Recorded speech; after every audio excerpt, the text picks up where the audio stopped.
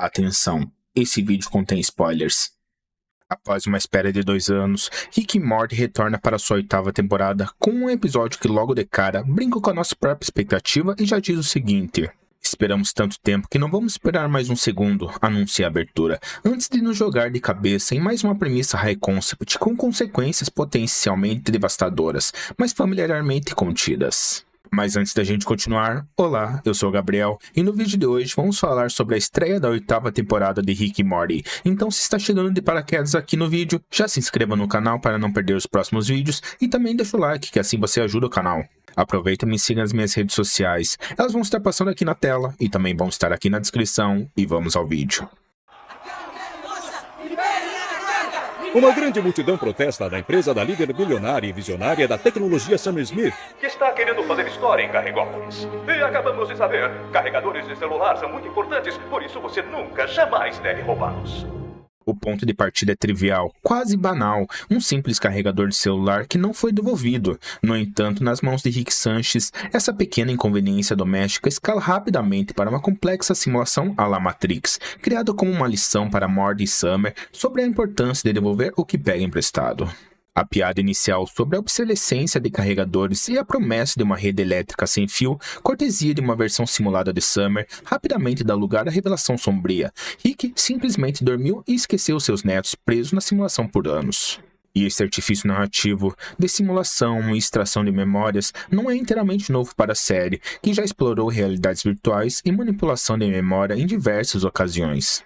A própria ideia de Rick apagar memórias inconvenientes são tratadas quase como rotina e retorna aqui no episódio, levantando novamente questões éticas que Beth diz ao defender o direito dos filhos de decidirem sobre suas próprias mentes. Contudo, o episódio tenta dar uma nova roupagem a essa premissa, ao focar nas ramificações psicológicas e comportamentais dessa experiência prolongada nos dois após experimentar uma vida dentro da simulação. E vamos ver essas consequências. Summer agora emerge da simulação visivelmente transformada. Os anos vividos, mesmo que artificialmente, lhe deu uma confiança e uma maturidade que contrasta brutalmente com um ambiente que condiz com a sua idade, o ambiente superficial escolar. Sua percepção da realidade real é agora filtrada por uma experiência de vida acelerada, tornando as preocupações adolescentes triviais e até mesmo desprezíveis. E ela adota trejeitos, falas e até o estilo de sua versão simulada, que aparentemente alcançou algum tipo de poder ou status.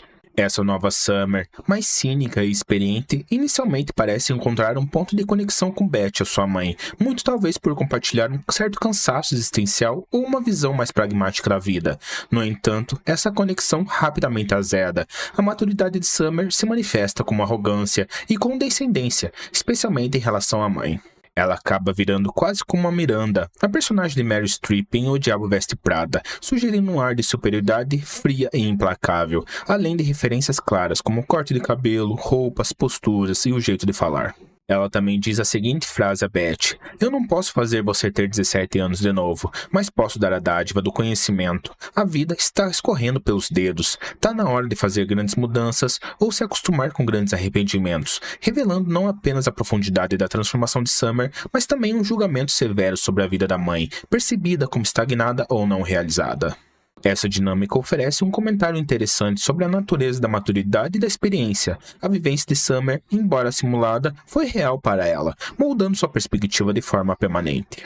No entanto, essa maturidade adquirida artificialmente a isola e a torna quase monstruosa em sua falta de empatia pelo mundo que ela agora considera inferior. E a superficialidade que ela despreza na escola é ironicamente a normalidade da qual foi arrancada e para a qual não consegue mais retornar sem atritos. Já Morty, por outro lado, carrega a cicatriz da simulação de uma forma mais explicitamente traumática. Ele retorna com um olhar cansado de um veterano de guerra, assombrado por memórias de um passado simulado que envolveu prisão, rejeição, serviço militar e, crucialmente, a perda de entes queridos em combate. O episódio utiliza o conceito de estresse pós-traumático para explorar o impacto da simulação em Morty, e gatilhos do mundo real, como ao próprio carregador que iniciou tudo, o transportam de volta aos horrores vividos. O percurso de vida simulado foi particularmente brutal para Morty. A prisão, a dificuldade de reintegração, encontrar um propósito nas Forças Armadas e finalmente a experiência de ser usado como bucho de canhão, morrendo repetidas vezes em uma guerra fútil. E a determinação quase suicida e a incapacidade de morrer permanentemente na simulação adiciona uma camada de horror existencial à sua experiência. Curiosamente, esse trauma compartilhado parece aproximar Morty de Rick. Eles encontram um terreno comum em atividades como construir um grande carro da morte, sugerindo que a experiência sombria de Morty o tornou mais alinhado com a visão de mundo nihilista e frequentemente violenta de Rick. Essa aproximação, no entanto, é complexa. Morty não apenas se conecta com Rick, mas também se volta contra ele, culpando Rick por seu sofrimento, e ele utiliza a própria tecnologia de Rick para prendê-lo em uma nova simulação, mas dessa vez com o objetivo de ensinar ao avô uma lição sobre as consequências de seus atos. Essa inversão de papéis é um dos pontos potencialmente mais fortes do episódio. Morty, a vítima, torna-se o algoz, utilizando as ferramentas do opressor para aplicar uma justiça distorcida. E a motivação de Morty, depois de sair da simulação, é destruir uma usina elétrica para acabar com os celulares, como revelados positivamente por soldados aleatórios. Parece um tanto simplista e talvez seja um dos pontos onde a narrativa tropeça, tornando o trauma um pouco repetitivo ou menos impactante conforme avançamos. Morty, o que você tá fazendo? Chamando a atenção do Rick! Parado! Toma no cu! Nada disso é real! O clímax do episódio envolve Beth tentando apagar as memórias de Summer, as coisas saindo do controle e Morty aprisionando Rick. No entanto, a resolução traz de volta um dos tropos mais recorrentes e por vezes frustrantes de Rick e Morty, o botão de reset.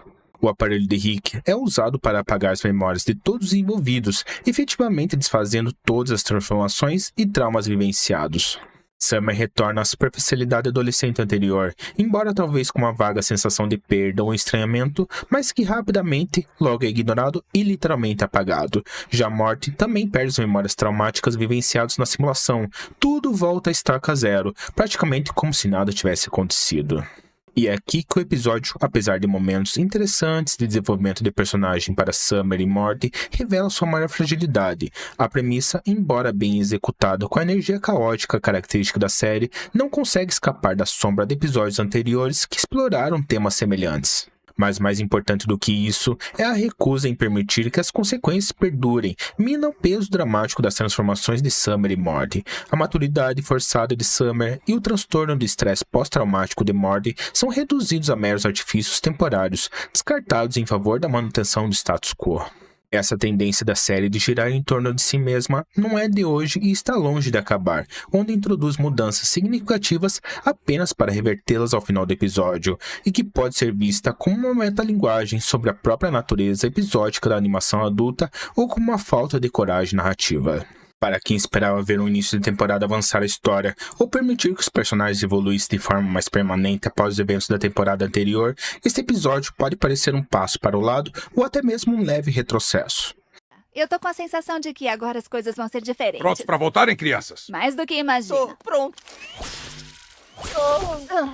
E finalizando, o episódio de estreia da 8ª temporada de Rick e Morty oferece uma mistura de familiar e do intrigante. A exploração do impacto psicológico de uma simulação prolongada em Summer e Morty gera momentos de genuíno interesse em desenvolvimento de personagem, particularmente na forma como suas experiências diferentes, como a maturidade cínica versus o trauma de guerra, os afetam e redefinem suas relações com Beth e Rick. A inversão de papéis com Morty aprisionando Rick também apresenta um potencial dramático considerável. No entanto, a dependência de tropos já desgastados, como simulações e apagamentos de memória, e a resolução final que opta pelo reset limita o impacto do episódio. Ele funciona como uma aventura autocontida, como em outros bons momentos da série, mas não explora todo o seu potencial e nem avançar a trama principal, deixando a impressão de uma chance perdida, um retorno competente, mas sem brilhar como deveria.